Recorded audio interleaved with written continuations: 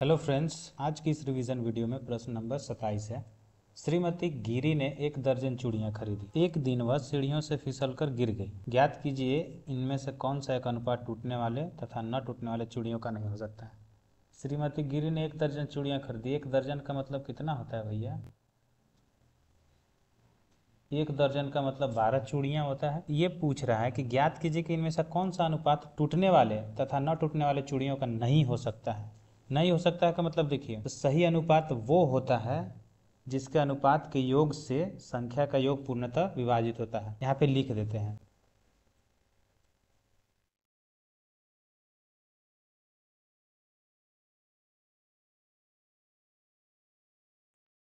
सही अनुपात वह होता है जिसके अनुपात के योग से संख्या का योग पूर्णतः विभाजित हो जाए। इसका कहने का मतलब देखिए, अगर ये 12 है तो ये टोटल मेरा 12 हो गया, और संख्या और चूड़ी दिया रहता तो उस सबको जोड़ लेते हैं, लेकिन यहाँ संख्या में 12 है तो 12। अब जो दिया हुआ अनुपात है इन दोनों का जोड़ कितना हो जाना चाहिए? इससे विभाजित हो जाना, विभाजित कर देना चाहिए। 1 + 2 कितना हो जाएगा? 3। 3 विभाजित कर रहा है तो 4 से विभाजित हो जाएगा। इसका मतलब ये अनुपात सही है। 1 + 3 कितना हो जाएगा? 4। 4 से 12 विभाजित हो जाएगा 3 बार में। इसका मतलब ये भी सही है अनुपात। 2 + 3 कितना हो जाएगा? 5। 5 से तो विभाजित नहीं होगा ये। 7 + 5 12।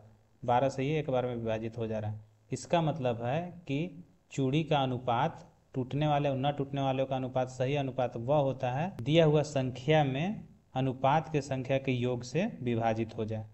तो ये विभाजित नहीं हो रहा है, इसका मतलब ये अनुपात नहीं हो सकता है। ऑप्शन नंबर सी सही हो जाएगा। नेक्स्ट क्वेश्चन है, एक चिड़ियाघर में कुछ खरगोश तथा कबूतर हैं। उनके सिरों को गिनने पर सिरों की कुल संख्या 340 है तथा पैरों को गिनने पर पैरों की संख्या 1060 है। कबूतर की संख्या ज्ञात कीजिए। देखिए, इस प्रकार का जब भी क्वेश्चन होता है तो एक फार्मूला याद रख लीजिए। 2 पैरों वालों की संख्या का फार्मूला होता है 4 गुने हेड माइनस लेग बटा में 2। आपको यही याद रखना है।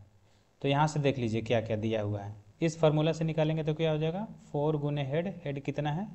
340। 340 लेग कितना है? 1060।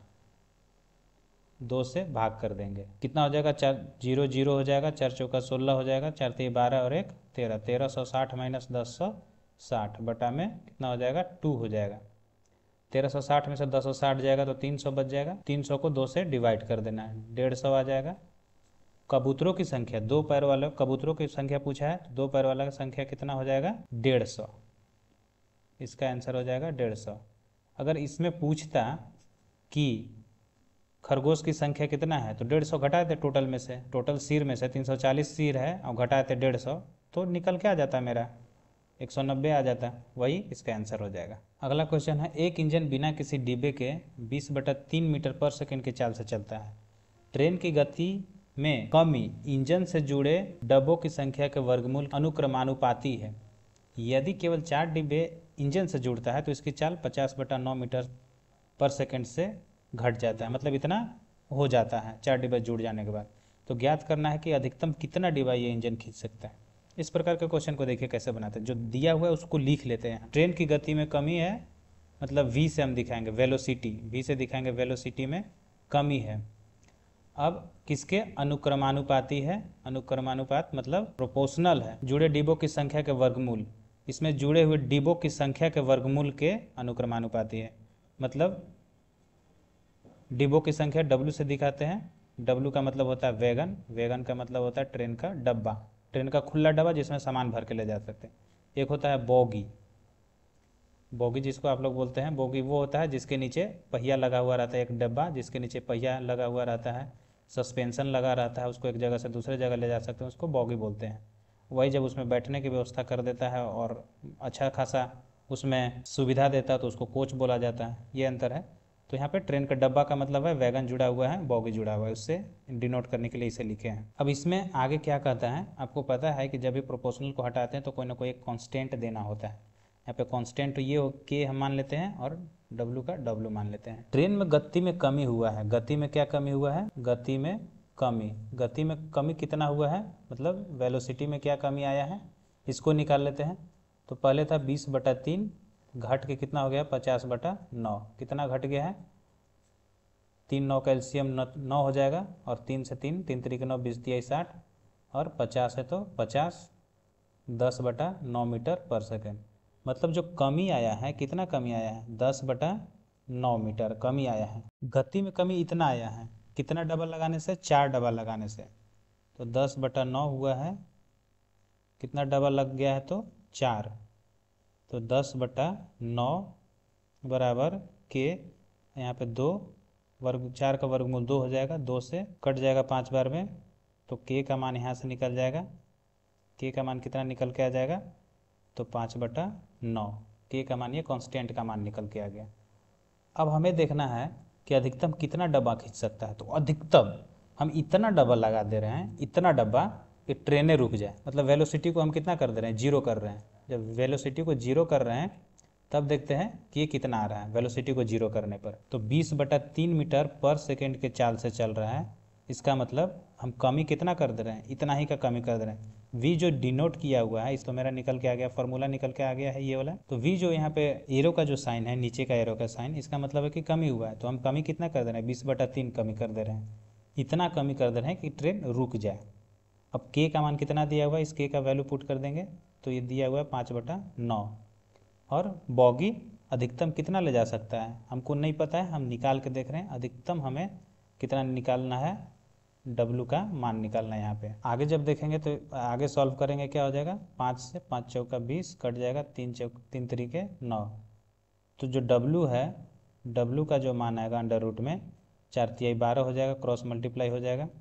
W रूट में है, इधर जाएगा तो 12 में स्क्वायर हो जाएगा, 12 का स्क्वायर मतलब 144। 144 आंसर नहीं होगा, ये हम तो ये निकाले हैं कि इतना हम कम कर दिए हैं कि ट्रेन चल ही ना पाए। मतलब 144 कर दी तो ट्रेन नहीं चल पाएगा, 144 को वैगन कर दिए तो अधिकतम खींच ले जा सकता। अगर एक हम कर दे रहे हैं, एक कम कर दे रहे हैं तो ये खींच लेगा।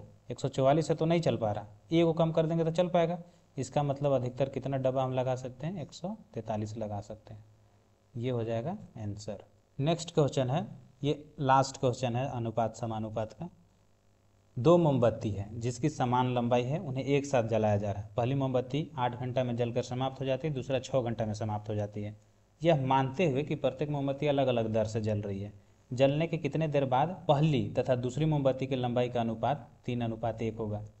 देखिए, इसमें ये पता करना है हमको कि पहला जो मोमबत्ती है, पहले वाला मोमबत्ती 8 घंटा में जल जाती है, दूसरा वाला मोमबत्ती 6 घंटा में जल जाता है। मुझे एक ऐसा लंबाई निकालना है, एक ऐसा लंबाई जो दोनों से कट जाए। क्यों? क्योंकि लंबाई पता रहेगा तब तो इसका एफिशिएंसी पता चलेगा, किस हिसाब से जल रहा है। 8 घंटा में तो समाप्त हो जा रहा है, पर कितना घंटा में कितना जल रहा है। तो एक लंबाई निकालते हैं मोमबत्ती का, तो दोनों का एलसीएम ले लेंगे, जो दोनों का कॉमन होना चाहिए। तो दोनों का एलसीएम निकाल लेंगे तो कॉमन मिल जाएगा हमको। तो 6 और 8 का एलसीएम कितना हो जाएगा, 24 हो जाएगा। तो मतलब 24 मीटर हम मान लेते हैं एक ऐसा। अगर 8 घंटा में जल जाता है तो कितना के हिसाब से जला, टोटल लंबाई अगर 24 मीटर है तो 3 मीटर पर घंटा के हिसाब से ये जलेगा पहला मोमबत्ती। और 6 घंटे में पूरा जल जा रहा है और लंबाई है 24 मीटर, कितना मीटर पर घंटा जल रहा है ये, तो 6 चौका 24 मीटर पर घंटा के हिसाब से ये जल रहा है। अब आगे क्या बोल रहा है कि जलने के कितने देर बाद, मान लेते हैं कि 1 घंटा जलने के बाद, 1 घंटा जलने के बाद अनुपात 3:1 हो जाता है। 1 घंटा जलाना है, टोटल कितना है, टोटल लंबाई कितना है मोमबत्ती का, 24। तो 1 घंटा जलेगा पहला मोमबत्ती, इसका मतलब 3 मीटर पर घंटा के हिसाब से जल रहा है। तो 1 घंटा में 3x जल जाएगा ये, बटा दूसरा मोमबत्ती, टोटल लंबाई 24 है लेकिन ये जल रहा है 4 मीटर पर घंटा के हिसाब से। मुझे x घंटा जलाना है, 1 घंटे में 4 मीटर जल जाता है, तो x घंटे में 4x मीटर जल जाएगा ये। भाग इसलिए दिए हैं क्योंकि अनुपात हमें पता करना है, इतना करने पर अनुपात इतना हो जाता है, अनुपात है इसलिए यहाँ पे भाग कर दिए। अब इसको क्रॉस मल्टीप्लाई कर लेते हैं। क्रॉस मल्टीप्लाई करने पर जो मिलेगा 1 घंटा जलने के बाद वो हमें मिलेगा कितना, x का मान निकल जाएगा। क्रॉस मल्टीप्लाई कीजिएगा तो 1 से मल्टीप्लाई होगा तो ये सेम रह जाएगा, 3x रह जाएगा। इससे मल्टीप्लाई कीजिएगा तो 24 × 72 हो जाएगा, -4 × 12x, 12x और 3x, ये इधर चला जाएगा तो 9x हो जाएगा, -3x यहीं रहेगा, x को इधर ले लेंगे, प्लस हो जाएगा 12x बराबर 72 इधर रहेगा, ये उधर चला जाएगा, ये हो जाएगा माइनस में 24, -3x + 12x 9x हो जाएगा, 12 में से 3 चल जाएगा तो 9 हो जाएगा, और यहाँ पे 48x हो जाएगा। 48 हो जाएगा। x बराबर कितना हो जाएगा 48/9 कटेगा 3 से 16 तिया 48 और 3 तरीके 9 16/3 आ जाएगा। इसको जब पूर्णांक में बदलेंगे तो 3 तरीके 9 3 चौका 12 3 पचे 15 3 पचे 15 1 16 5 पूर्णांक 1/3 ये घंटा में निकला। इसको मिनट में हम बदल देते हैं, मिनट में बदल देते हैं 3 20 तिया 60 हो जाएगा। इस जलने 5 घंटा 20 मिनट बाद मोमबत्ती की लंबाई का अनुपात 3:1 होगा। ये आंसर हो जाएगा। ये लास्ट क्वेश्चन था, बस रिवीजन के पर्पज़ से ये वीडियो बनाया जाता है कि आप इसमें थोड़े समय में रिवीजन कर सकते हैं। अगर इसमें आपका कोई सुझाव होगा, कुछ बताना चाहते हैं या कुछ आपका राय होगा तो कमेंट सेक्शन में ज़रूर बताएं, या बताएं कि आपको ये वीडियो कैसा लगता है और इसमें क्या सुधार किया जाना चाहिए।